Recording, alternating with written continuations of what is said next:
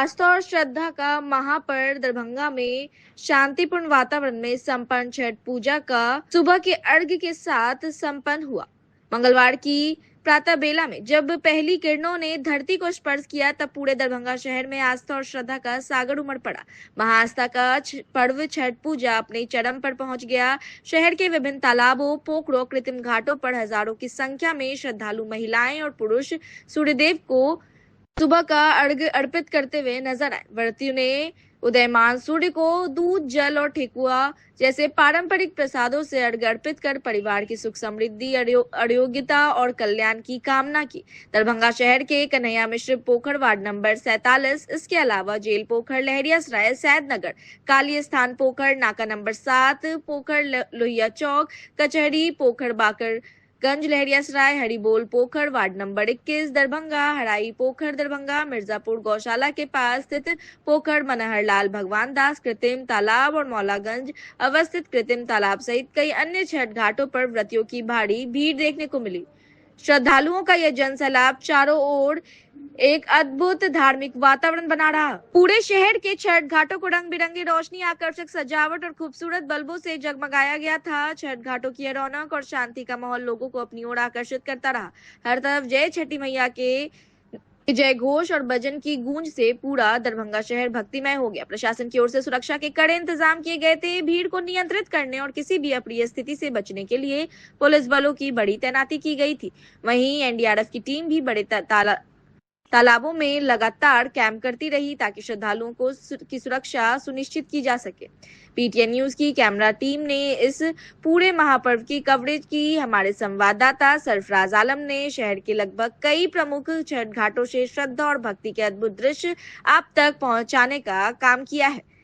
प्रातःकालीन अर्घ्य का अत्यंत धार्मिक और वैज्ञानिक महत्व माना गया है। इस समय व्रती सूर्य देवता की पहली किरणों को अर्घ्य देते हैं क्योंकि माना जाता है कि सूर्य की किरणों में उस क्षण सबसे अधिक ऊर्जा और जीवनदायिनी शक्ति होती है। यह पूजा व्रतियों की कठोर तपस्या और संयम का प्रतीक है। इस अवसर पर व्रती 36 घंटे तक निर्जला उपवास रखती है और उगते सूर्य को अर्घ्य देकर अपना व्रत पूरा करती है। छठ पूजा सूर्य उपासना का सबसे प्राचीन पर्व है जिसकी उत्पत्ति वैदिक काल से मानी जाती है। इस पर्व में सूर्य देव की आराधना और छठी मैया की पूजा की जाती है। सूर्य देवता को जीवन और ऊर्जा का स्रोत माना जाता है जो पृथ्वी पर जीव को प्रकाश, ताप और जीवन प्रदान करते हैं। छठ पूजा के माध्यम से भक्त सूर्य देव से परिवार की सुख शांति, संतान की लंबी आयु, समृद्धि और रोग मुक्ति की कामना करते हैं।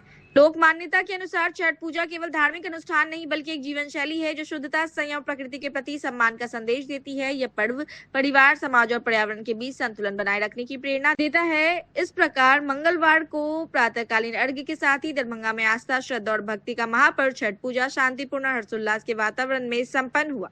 दरभंगा के विभिन्न तालाबों और पोखरों, कृत्रिम तालाबों से मोहम्मद सरफराज आलम की रिपोर्ट, बीटीएन न्यूज।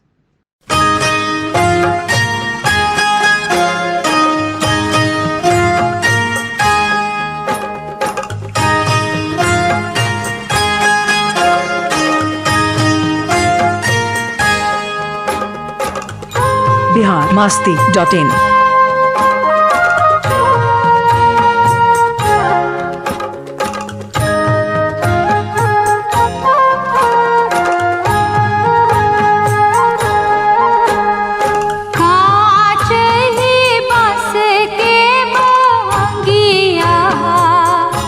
बहंगी लचकत जाए, बहंगी लचकत जाए, होई ना बलम जी को हरिया, बहंगी घाटे पहुँचाए, बहंगी घाटे पहुँचाए, कांच ही बस के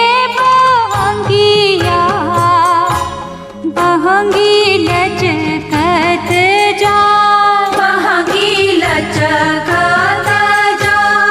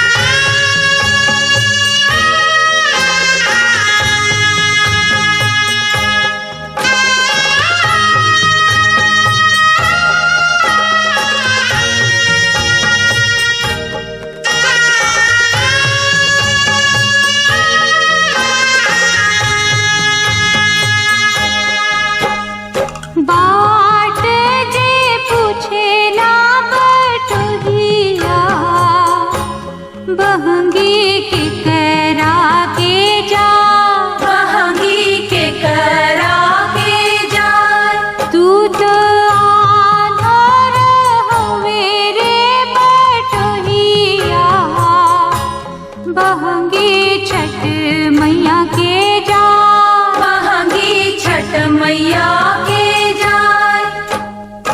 उहवे जे बाड़ी छठी मैया, बहंगी उनका के जाय। बहंगी उनका के जाय।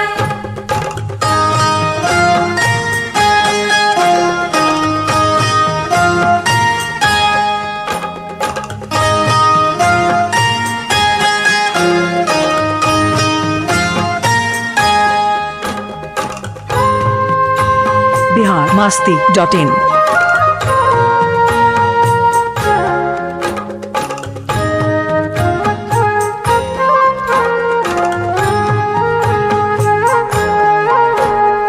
कांच ही बस के बहंगिया, बहंगी लचकत जाय। बहंगी लचकत जाय। हुई ना देवर जी करिया, बहंगी घाटे पहुँचा। बहंगी घाटे पहुँचाय। उहवे जे बाड़ी छठी मैया, बहंगी उनके के जाय। बहंगी उनका के जाय।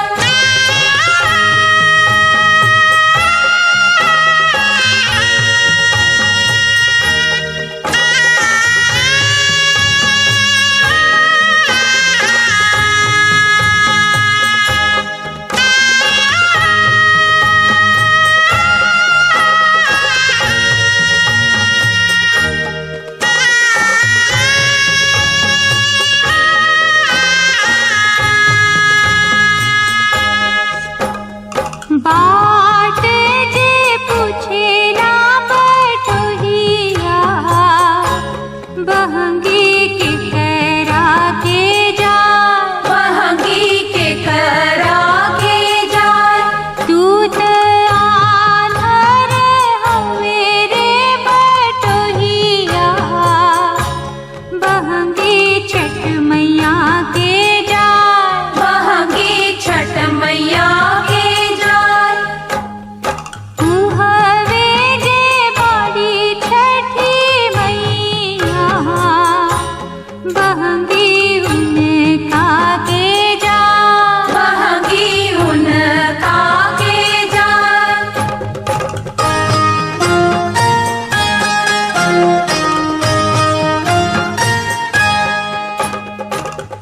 biharmasti.in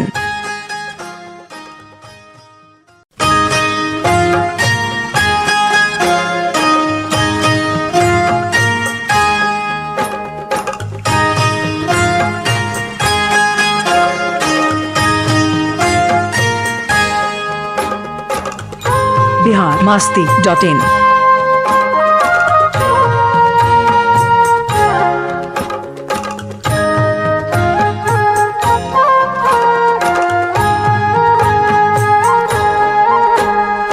कांच ही बस के बहंगिया, बहंगी लचकत जाय। बहंगी लचकत जाय।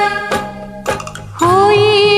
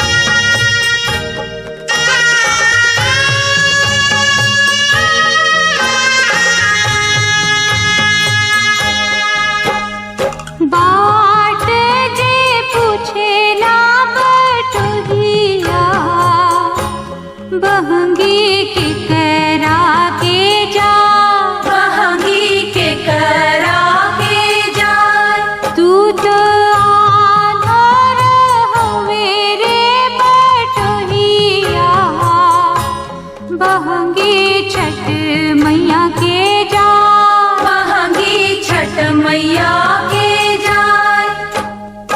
उहवे जे बाड़ी छठी मैया, बहंगी उनका के जाय। बहंगी उनका के जाय।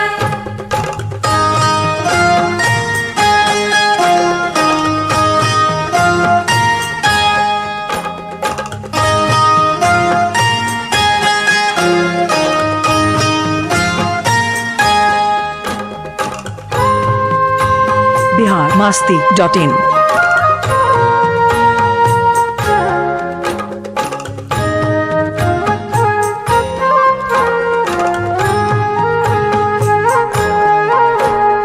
कांच ही बस के बहंगिया, बहंगी लचकत जाय। बहंगी लचकत जाय। हुई ना देवर जी करिया, बहंगी घाटे पहुँचा। बहंगी घाटे पहुँचाय। उहवे जे बाड़ी छठी मैया, बहंगी उनके के जाय। बहंगी उनका के जाय।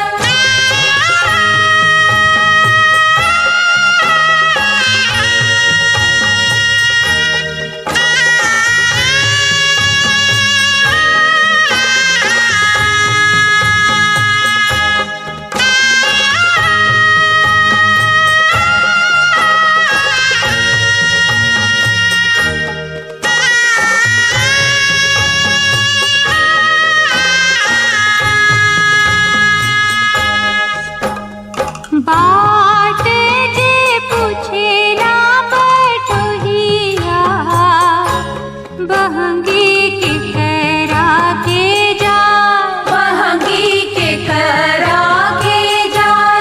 दूत आन्हर हवे रे बटोहिया, बहंगी छठ मैया के जाय। बहंगी छठ मैया के जाय। उहवे जे बाड़ी छठी मैया, बहंगी उनका के जाय। बहंगी उनका के जाय।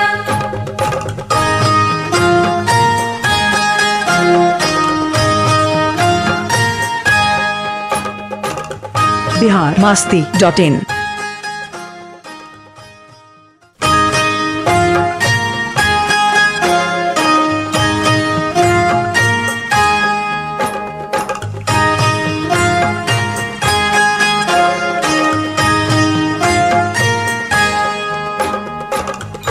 biharmasti.in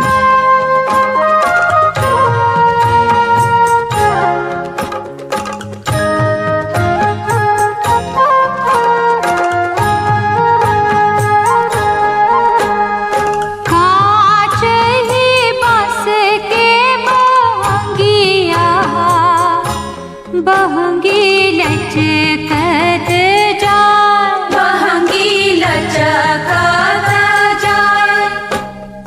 हुई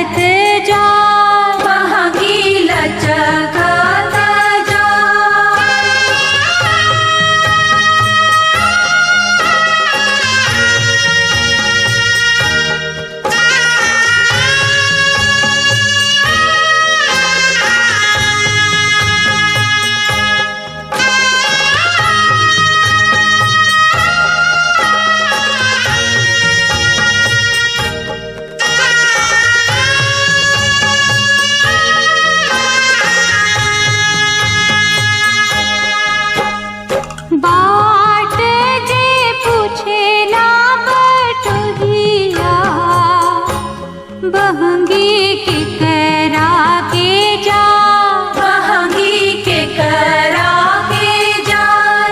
तू तो आधार हवे रे बटोहिया, बहंगी छठ मैया के जा, बहंगी छठ मैया के जाय।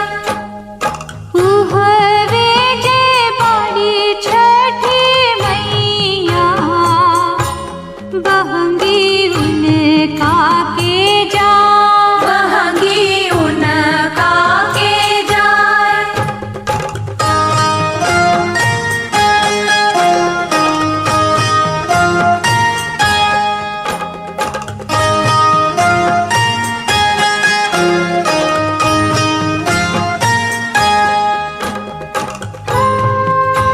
biharmasti.in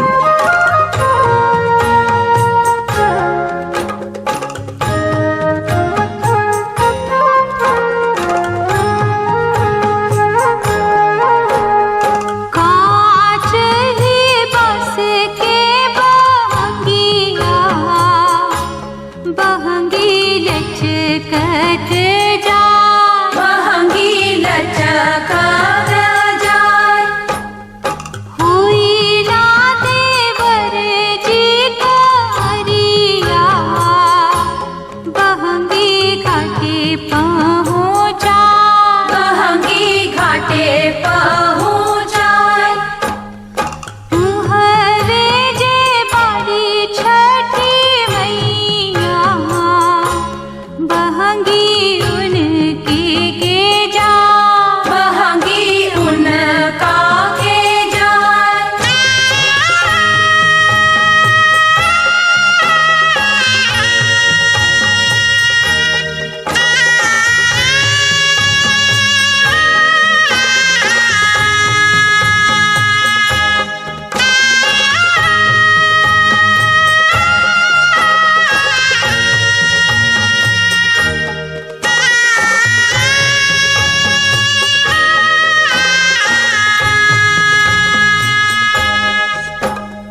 बाट जे पूछेला बटोहिया, बहंगी के करा के जा, बहंगी के करा के जाय।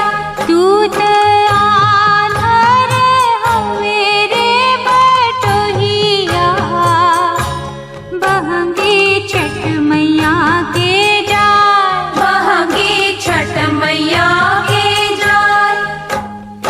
उहवे जे बाड़ी छठी मैया, बहंगी उनका के जा, बहंगी उनका के जाय।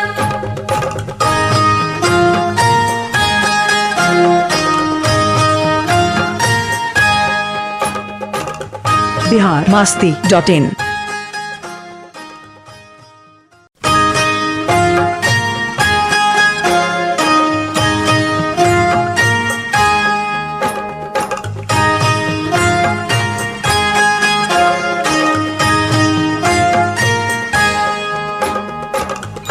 biharmasti.in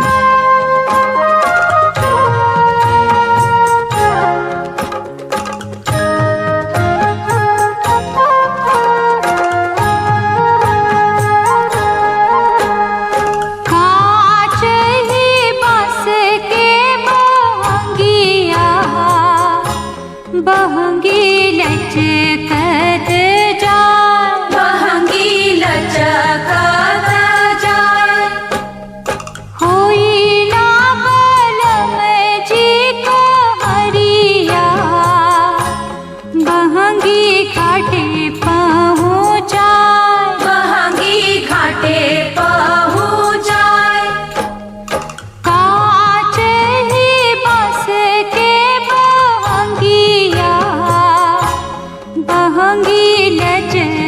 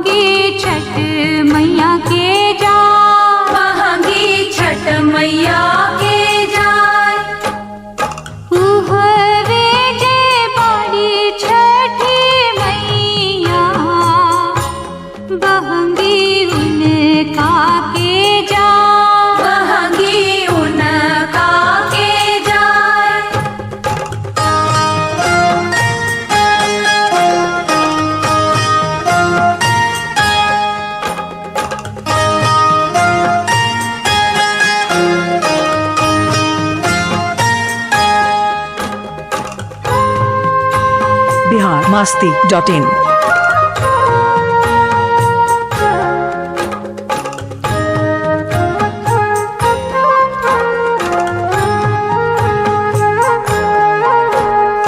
कांच ही बस के बहंगिया बहंगी लचकत जा बहंगी लचकत जाय हुई ना देवर जी का हरिया बहंगी घाटे पहुँचा बहंगी घाटे पहुँचाय हरे जे बाड़ी छठी मैया बहंगी उनके के जा बहंगी उनका के जाय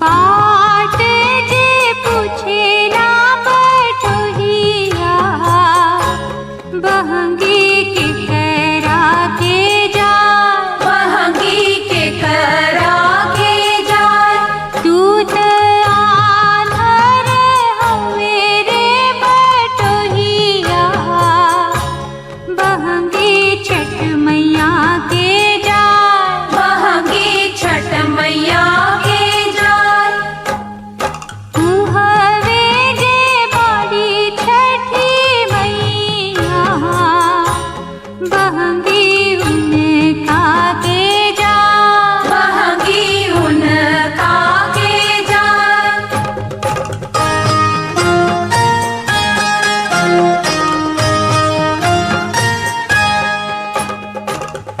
biharmasti.in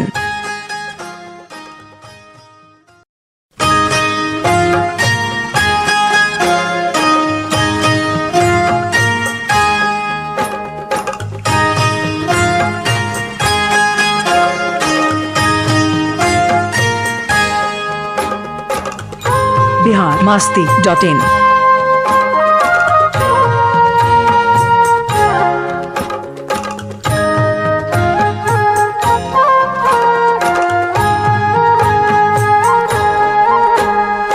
कांच ही बस के बहंगिया बहंगी लचकत जा बहंगी लचकत जाय होई ना बलम जी को हरिया बहंगी घाटे पहुँचा बहंगी घाटे पहुँचाय कांच ही बस के बहंगिया बहंगी लचकत जा बहंगी लचकत जाय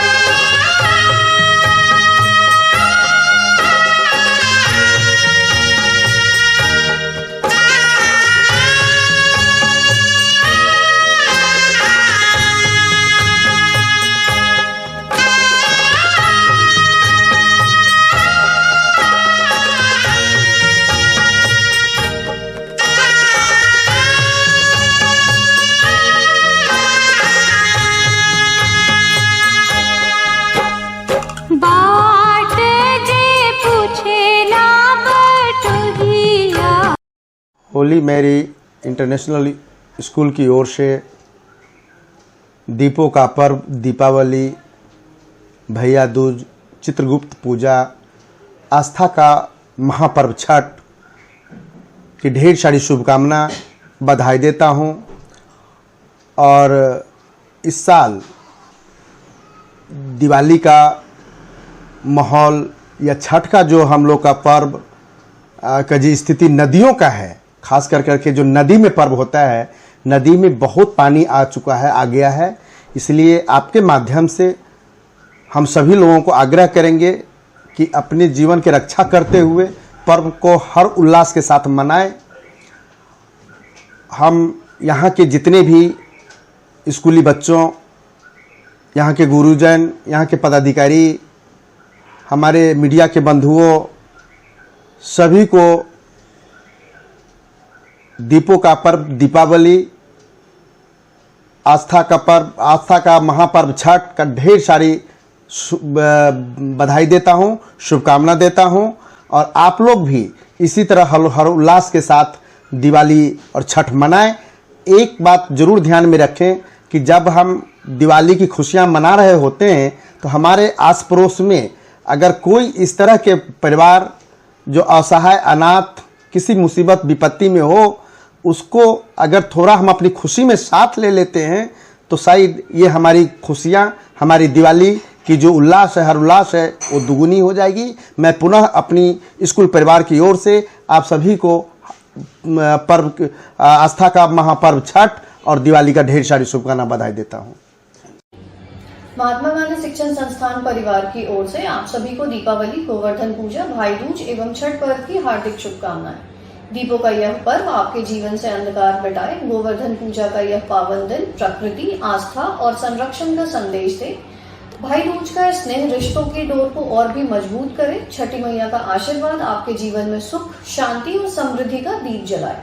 आइए इन पावन पर्वों पर प्रेम और एकता का दीप प्रज्वलित करें और अपने कर्मों से समाज में उजियारा फैलाएं।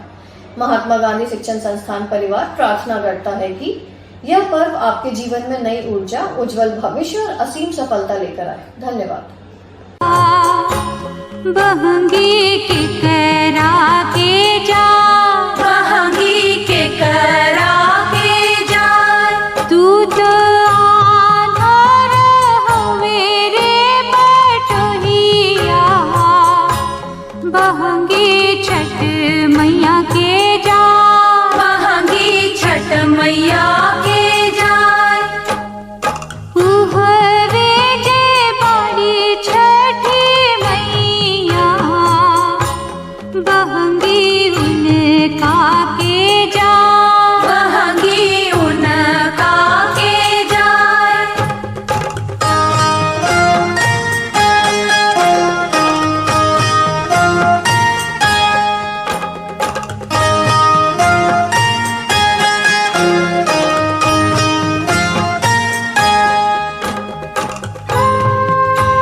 biharmasti.in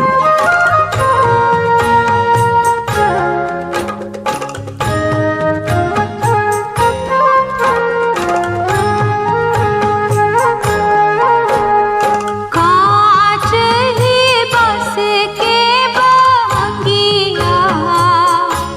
बहंगी लचकत जा, बहंगी लचकत जाए, हुई ना देवर जी कारिया।